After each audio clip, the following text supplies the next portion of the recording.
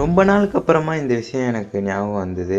நான் ஒரு காலகட்டத்தில் காலேஜ் படிச்சுட்டு இருக்கும் பொழுது, நான் டெய்லியுமே ஒரு ப்ரொஃபஸரை கவனிப்பேன். அவர் டெய்லியுமே சைக்கிளில் தான் போவார். இதில் என்ன இருக்குது அப்படின்னு நீங்கள் நினைப்பீங்க.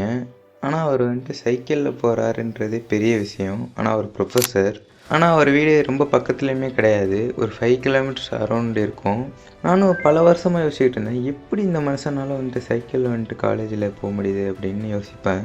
ஏன்னா அவரை சுற்றி இருக்கக்கூடிய எல்லா ஸ்டாஃப்ஸுமே காரு, பைக் அப்படின்னு இருக்காங்க. ஈவன் ஸ்டூடெண்ட்ஸ் கூட எல்லாருமே பைக் வச்சுருக்காங்கன்னு சொல்லலாம். ஆனால் இவ்வளோதையுமே தாண்டி அவர் எப்படி அதை மேனேஜ் பண்ணார் அப்படின்னு எனக்கு சுத்தமாக புரியல. அதாவது அவர் சைக்கிள் ஓட்டினதை பற்றி நான் பேச வரல. அவரோட மனநிலை எந்த அளவு ஸ்ட்ராங்காக இருந்தால் அவரால் இதை பண்ண முடியும் அப்படின்னு நான் சொல்கிறேன். ஸ்டாஃப்ஸ் என்ன நினச்சா என்ன, ஸ்டூடெண்ட்ஸ் என்ன நினச்சா என்ன, என்னை சுற்றி உள்ளவங்க என்ன நினச்சா என்ன, ஆனால் எனக்கு சைக்கிளில் வர தான் பிடிச்சிருக்கு அப்படின்னு அவர் வரன்னு சொன்னார். இந்த வார்த்தையை அவர்கிட்டேருந்து கேட்கும்போது ஐ டோன்ட் கேர், நான் மட்டுமல்ல நீங்கள் ஒவ்வொருவரும் ஐ டோன்ட் கேர் என்று சொல்லி நகர வேண்டும்.